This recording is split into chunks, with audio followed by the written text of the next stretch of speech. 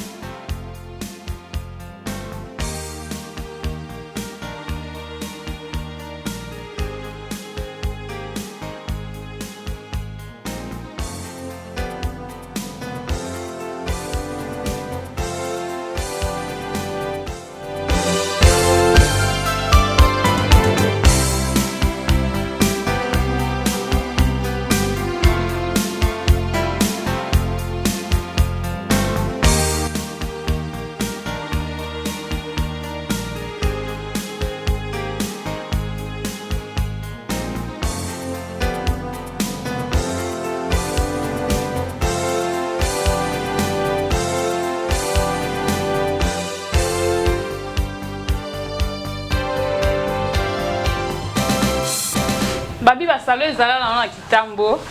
Salo yaka moko. Salon Lomea. La bengi ma fille au bazar lokola ngai ba artiste. Donc boya ebele. Kwa ya Komoriko, avenue Lomami, numéro 20. Babi bazala na bona ba salon mais salo yaka moko babi salon mona poto. Bozwi wapi? Basi kitoko lokwa ngai. Bino mona ndé na koti na ndé na bimi. Donc deux personnes différentes. Baya kaka. La beauté est prête.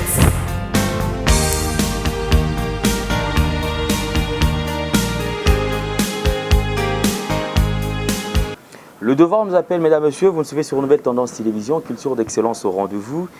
Bienvenue à ce nouveau numéro de Vérité ou Réalité, votre magazine des proximités, bien sûr, qui vous informe et qui vous apporte plusieurs informations venant de la source avec beaucoup plus de précision. Mesdames, messieurs, bonjour, bonsoir. C'est là de l'ère à laquelle vous nous suivez. Et certainement, nous vous signalons encore que cette émission est bien et bien sponsorisée par Yadjani Sitantunga pour Toubangamichuri depuis Fizerland. Et également, nous avons pas mal de partenaires qui ont toujours soutenu cette émission, en commençant par véritablement femme d'affaires Chouchouna Tatila. Merci et joyeux anniversaire à Malorista congolaise Malolo. Merci à mon vieux Eva Moirina Autriche.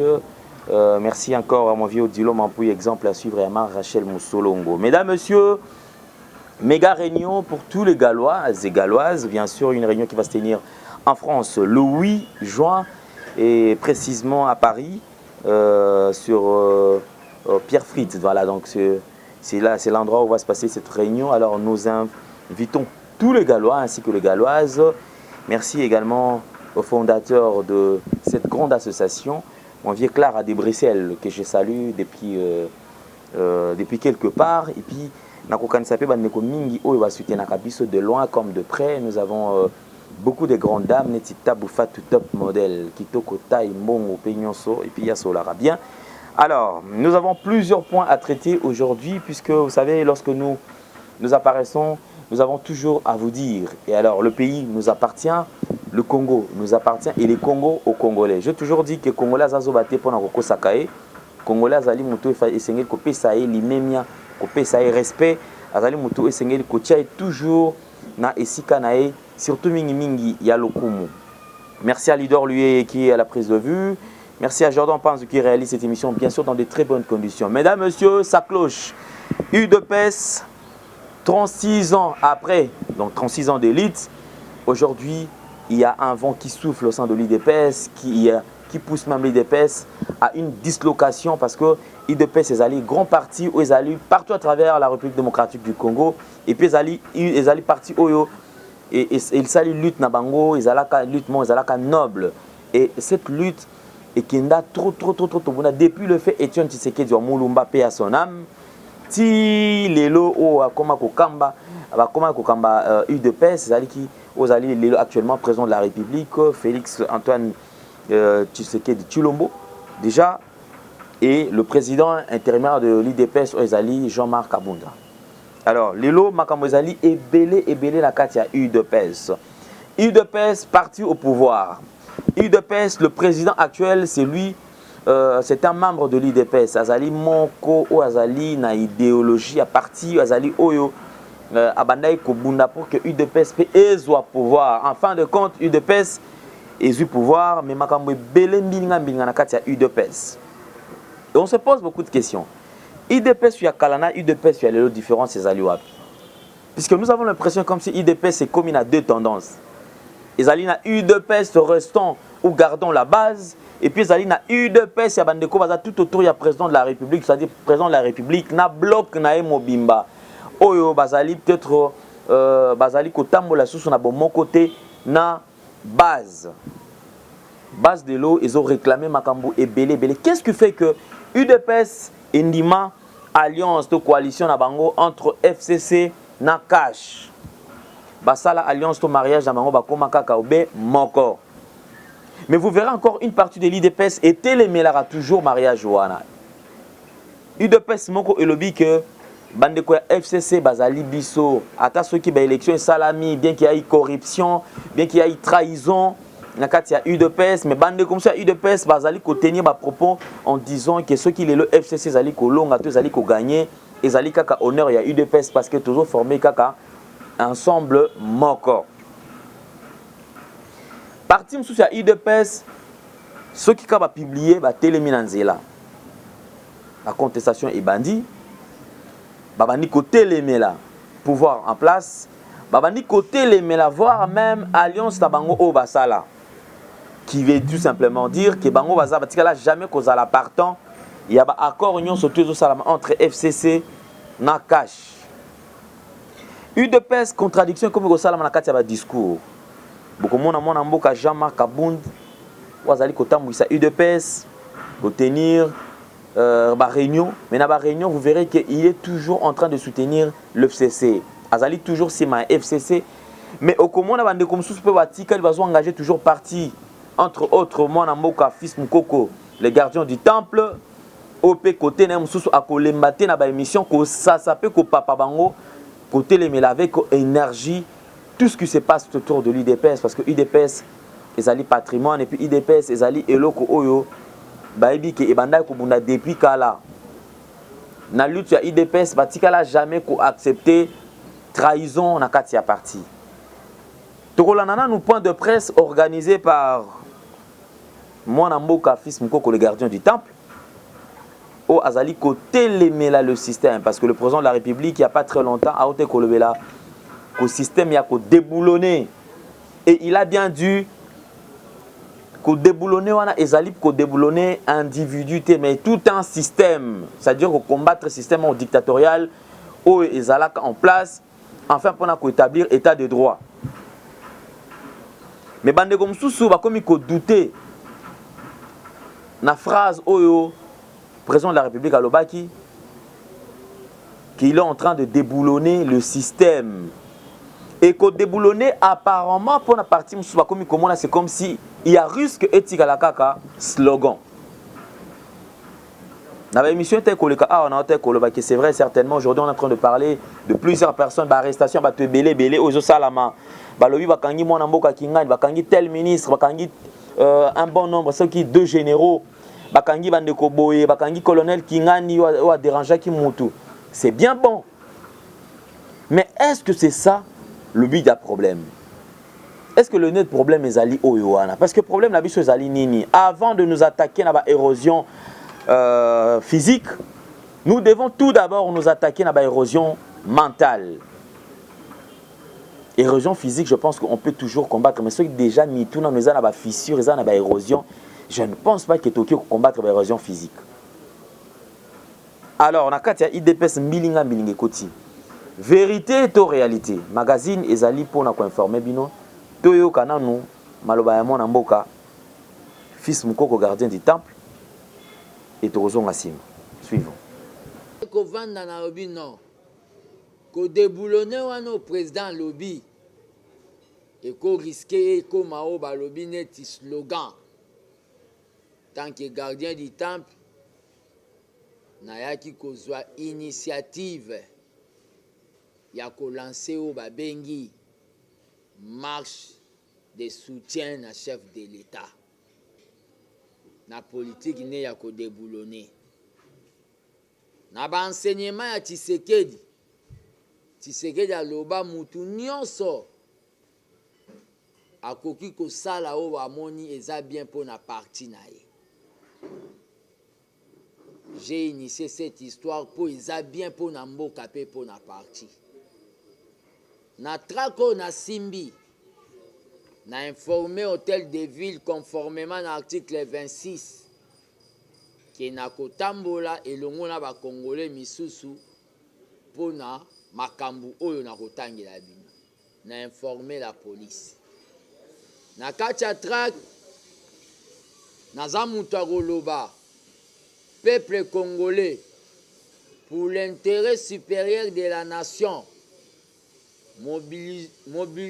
Mobilisons-nous comme un seul homme derrière le chef de l'État Félix Antoine Tshisekedi à une marche pacifique pour déboulonner le système dictatorial, la corruption, bref, les antivaleurs, et protester contre les élections catastrophiques des gouverneurs corrupteurs.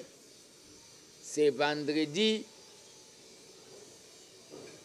19 avril 2019, lieu de rassemblement, échangeurs délimités, point de chute, palais du peuple, prenez-nous en charge.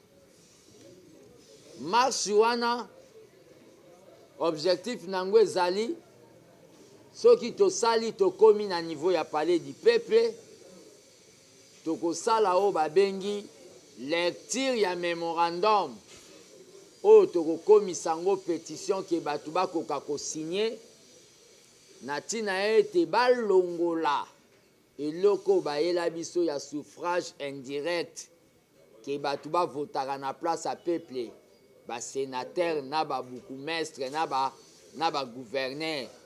Peuple ye moko avotaka bango parce que tokonstate kopesa mutu mandat voter na place ya peuple moto a moto te nzambe moto bazo corrompre. Donc tokotanga mémorandum oyo ezali kosenga applicabilité ya article 5 ya constitution oyo elobi tout pouvoir émane du peuple. Likambo akokamwa lobi mardi avant nanu mardi nayoki ke Ligue des jeunes ya UDPS babi baosala marche mercredi. Nabengi président Ligue des jeunes Yves, président ya Ligue des jeunes ayebisinga eza bongo te. Naye kolandela yango eye kopesa ke eloko wana alaika tout simplement pour démobiliser bato na marche oyo tozolinga tosala ya kodéboulonner dictature. Toye kokoma oyo baanile marche yango. Lobby le mardi na 12h nazwi information M. Jean-Marc Kabound abengi ba président ya ba parlement debout et pas na ye na Kingabwa. Point à l'ordre du jour na kati ya réunion wana ezalaki ke bazala calme bakozwa misala bakende koyebisa bato ke marche wana eza annulé ekopesa lere nayoki yango lelo na ntongo nakei na niveau ya baparlement debu nde bomesa komona nakutani na quelques présidents ya parlement debu oyo balobi ke bayebisi bango epa kabundi ke marche eza annulé donc tokoki kosala marche ya kopindola dictature te kabunda boyi yango la asi atiaki baoyo bula mosusu boyokaka na banzela ya batv oyo babengi yoka son atie oyo babengi teyo parmi baprésident ya parlement debu na ntina babundisa marche oyo nazolinga nasalisa oyo eza mpo bakomisa papa nanga premier ministre te eza mpo na kosoutenir Fati na yango nalingi naloba ke bino moko botraite makambo wana mpe bojuge yango. J'étais informé comme combattant que la marche aura bel et bien lieu. Ceux qui va combattant bazana mwana nous retard ya ko comprendre que Kabunde a lati poswai des pes. Maza déjà muto FCC. Un jour ils vont comprendre bazwaka retard à ko comprendre mavungu. Mais baga ko comprendre après que j'avais déjà mené une action avec la force du progrès ya ko bengana mavungu. La marche aura bel et bien lieu. Tozo banda marche wana vendredi le 19. Un long voyage commence par les premiers pas. Et marche tozo bandango vendredi oyo. Muta kufate po amona. Et ko kangaka Congo mobimba ndenge ba marche contre El Béchir. Et kanga o babengi Soudan. Mais c'est Kabound a réuni le président du Parlement debout, moyennant les $100 pour marche et salamate, marche de soutien à Fati. Ko déboulonner ba antivalère, il faut to bandangona on a kati na biso yu de pes. Je tiens à dénoncer ma Kambouneti, il y a conseiller stratégique, il y a président de la République. Boke mission officielle, mais c'est Mvidie Timanga. Boke mission officielle, il y a l'État.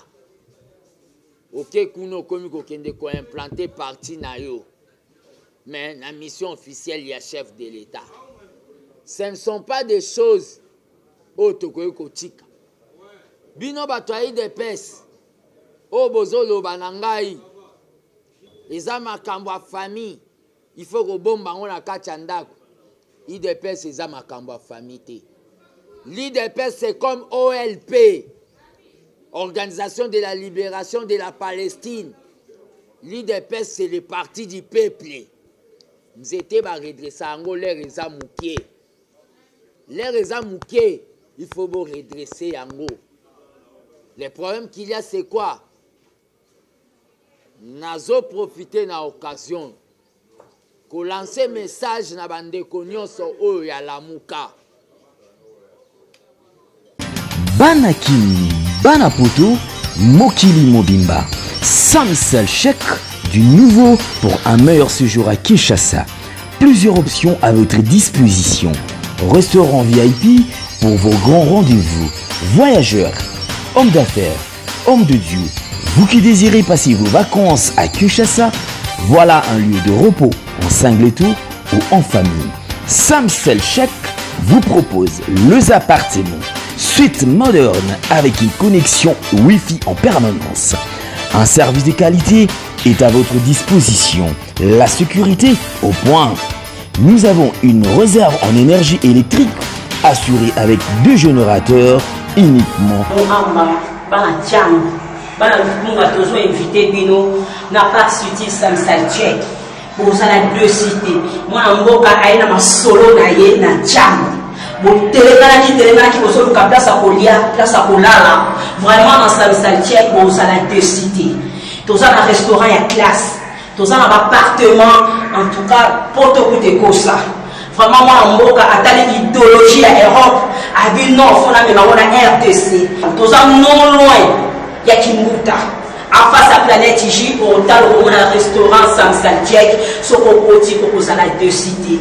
Moi si Mobali partout dans le monde où vous êtes dans ces lieux VIP aux normes internationales, les lieux où qui reçoivent les étrangers, les nationaux, tous les gens partout où vous êtes dans le monde entier.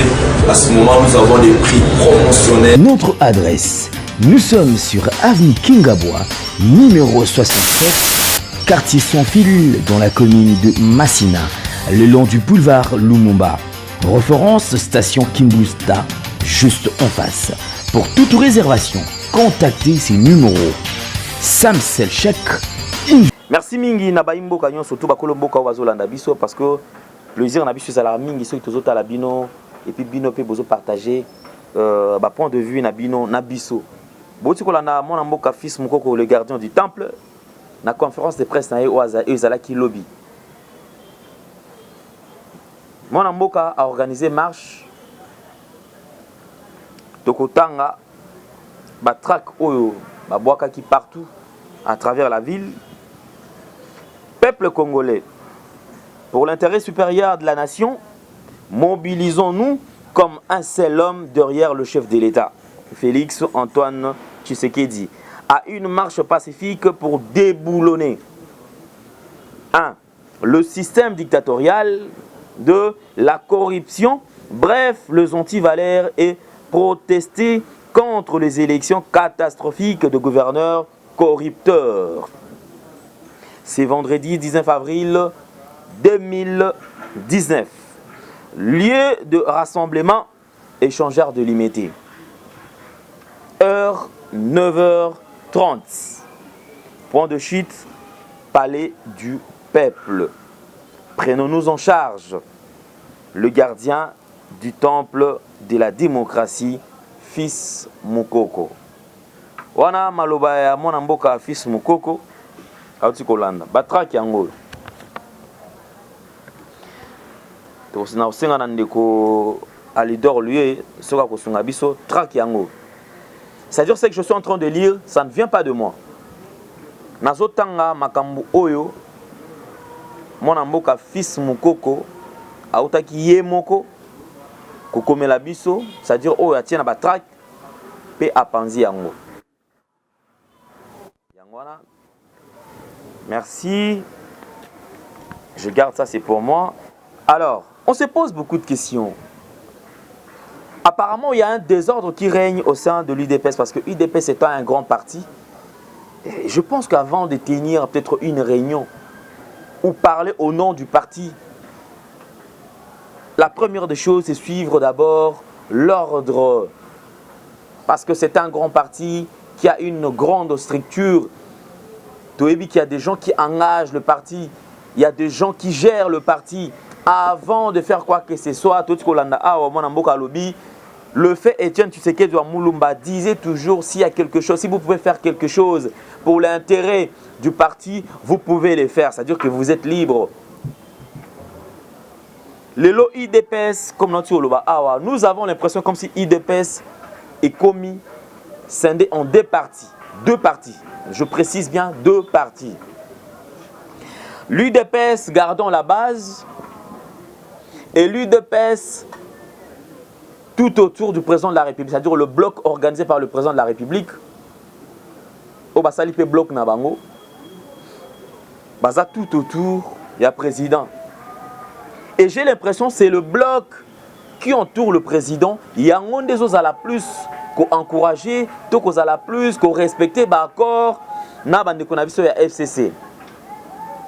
Kasi na makamyon soto wana, UDPS, où ils ont gardé base, baza d'accord té.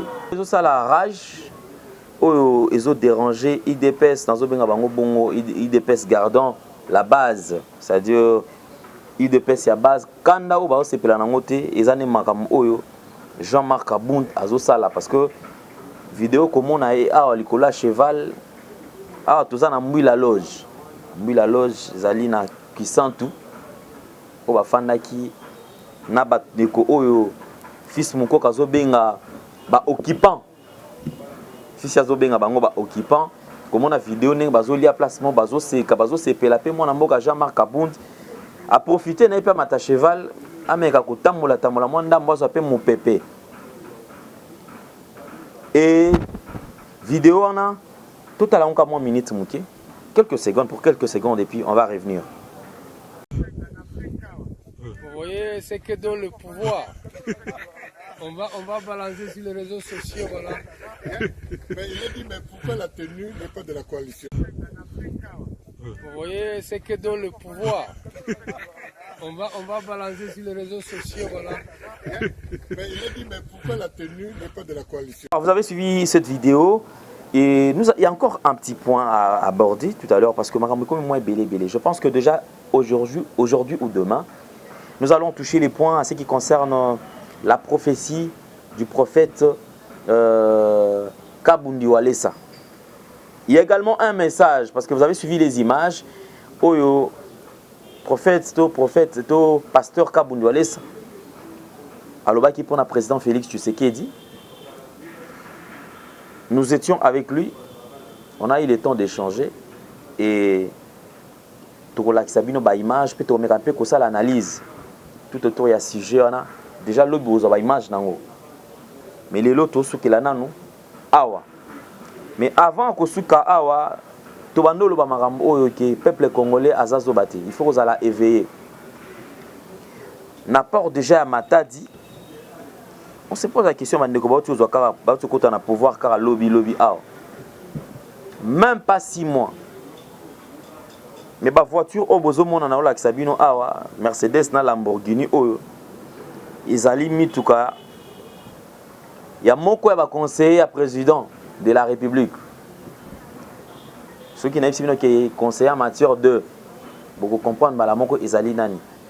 Mais il faut faire très attention parce que mbongo eza mbongo mboka. Peuple congolais azolela depuis président Félix Tshisekedi aza na pouvoir. Congolais bando kanisa ki mbala moko makambo ko changer. To sabino qu'il n'y a pas de miracle. Le président Félix Tshisekedi n'a pas un bâton opérant le miracle. Non. C'est-à-dire qu'il faut attendre. Et sengeli alandela e ba ndenge nini mbongo ko kota pe en fin de compte ba mekape ko bongisa makambo jusqu'à ce que le gouvernement comme un peu makambo bani ko se décompter petit à petit. Mais mitu ko boti ko mona awa na port ya Matadi. Je dis bien na port ya Matadi. Conseiller moko ya président de la République montant ko dédouaner en gros. Alors tous on me poser question déjà avec 650 000 euros. Pour na mutuka moko mutuka mususu ça vaut 420 000 ou 400 000 euros. Alors si on va taba kitsango prix to comme jamais na ba 250 000 euros. Parce que batu kaka à peine ba ti ko nommer ba. À peine mituka wana mbongo bozu yango wapi. Mbongo ya peuple congolais.